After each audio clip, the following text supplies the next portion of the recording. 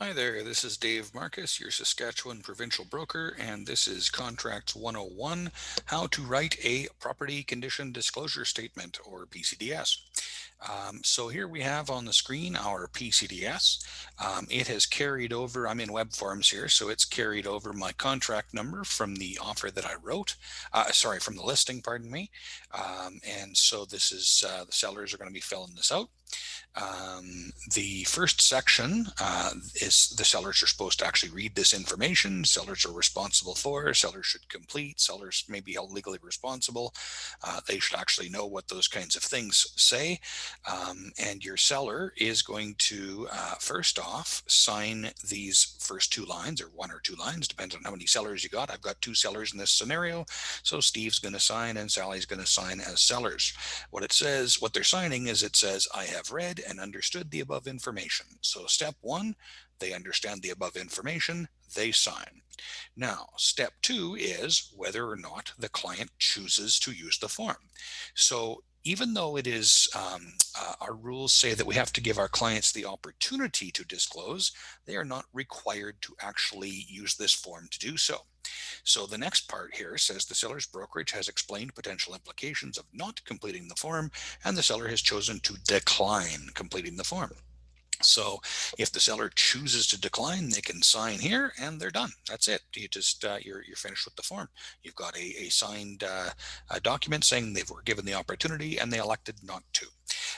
An example of some time when it would make a lot of sense not to is if the client doesn't know anything about the property. So grandma passes away, granddaughter is now the executor, granddaughter is signing the listing documents, granddaughter has no idea if there was water in the basement or mice on the property or whatever. So that'd be a great example of someone would probably want to decline in an executor situation. So same thing with rental properties. Oftentimes people will decline on those as well because they haven't lived in the home. They just don't know. So um, but if you are going ahead with the form, then nothing gets signed on the decline. The third thing on page one says new home. This home is a new build. Seller has never lived in or occupied it. There is a new home warranty provided.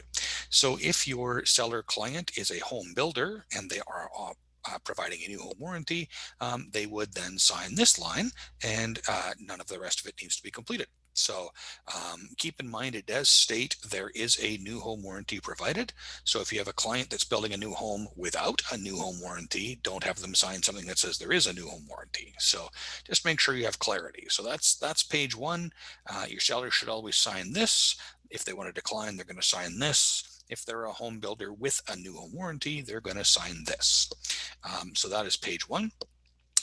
Assuming they sign at page one and they do want to go ahead with the form, then you continue on with the rest.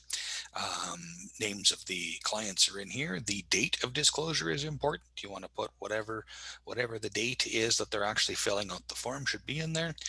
We've got the address of the form. And then this is kind of a handy thing because there's a whole bunch of small little check boxes on this form. Even if you have multiple sellers, the multiple sellers can actually just authorize a single seller to fill out the form. It just makes it cleaner not to pack a whole bunch of initials into here. So this could say seller, Sally, seller is authorized to initial responses on behalf of all sellers. And Steve signs it and Sally signs it, and then only Sally has to do the initials. So if you've got more than one seller, that just makes it easier and cleaner to do. Um, so then you get on to the actual questions themselves, and they're broken into categories here: water supply, waste disposal, insulation, general. Some of these first couple sections, there's some answers you could possibly answer do not know. However, you'll notice those are all blacked out from this point forward, because what it says is, are you aware of, are you aware of, are you aware of? Sellers not allowed to say they don't know what they're aware of. Either they are aware or they're not aware. But the first section here, your clients, here it says the sellers must initial each response. A common error that we get on these forms is clients will just put check boxes or X's or something in these boxes. That is not acceptable. The sellers must actually initial each response. So yes, that is a whole bunch of initials on this form. But they're going to go ahead and answer these questions. Are we connected to a public sewer system? Well, probably, unless there's just an house out back, got their initials in there. Are we connected to a private sewer system? Probably not. Are there problems? Well, I don't know. Yes, no, whatever it might be. So they're going to answer these questions. They're going to work their way through the form. They should always be answering honestly. And they're going to have questions. They're going to read one of these and they're going to say, well, what about this scenario? And they're going to say, we had water in the basement back in 1973. And it was just because one of the downspouts was plugged. And do I have to disclose that? The answer is yes, you certainly do have to disclose that. Are you aware of any past or present flooding or drainage problems? And they would initial beside yes. But here's the great part: is on the next page, additional comments and explanations. This is where they explain what actually happened. So in the scenario of the water in the basement because of the backed up downspout, they would past or present flooding or drainage. So they would initial here yes. And this is question 3H. And so on the next page, they would put 3H and they would describe in their own words precisely what happened.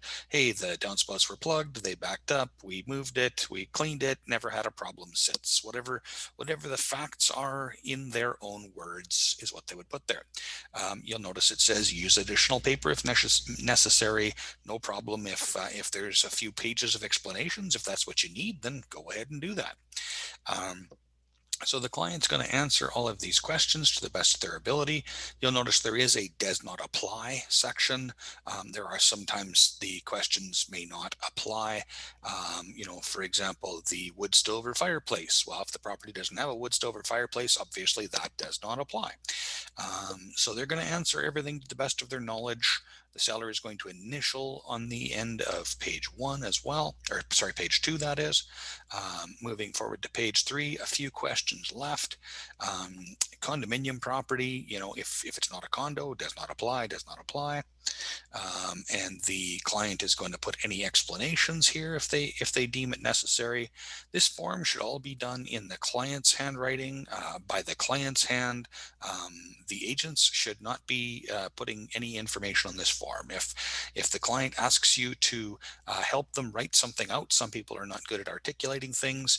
You might want to assist them in doing that on a separate piece of form, but paper, help them with a few words if that's what they're asking for, but make sure it's in their own words and their own handwriting on this form. Question 7, seller has owned the property since whatever year that might be. They're going to put in there, and then that is the majority of what they need to do. Sellers are going to sign off here, and the seller is going to be done. That form is going to go into your listing document. Now, when you're on the buying side, if you're buying a home that's got a property condition disclosure statement, and your clients end up putting it into their offer, it's got right here, the buyer, if the buyer is relying on the disclosure statement, buyer should incorporate it into the contract by inserting the following words: the attached property disclosure statement dated, whatever the date was dated, is incorporated into and forms part of this contract. So that's the term that you put into your offer, as well as you've likely got a condition in your offer that says they want to receive it and be satisfied with it by a certain date. Then the buyer is going to sign off that they've understood the information. If it's a new home, the buyer has a spot to sign off there if there's a home warranty provided. Otherwise, the buyer is going to review all this documentation. They're going to initial on page 2, and they are going to sign at the bottom of page 3, along with dating whatever date is appropriate that they have read and signed a copy. So that is how you go through that. As far as the detail goes in part 6 here, that's really up to the client. Some clients are going to feel a need to describe stuff in here. Other clients are not. It's the client's choice. So any additional comments and explanations. So that's how you fill out the form. Looking forward to reviewing your documents. Thanks.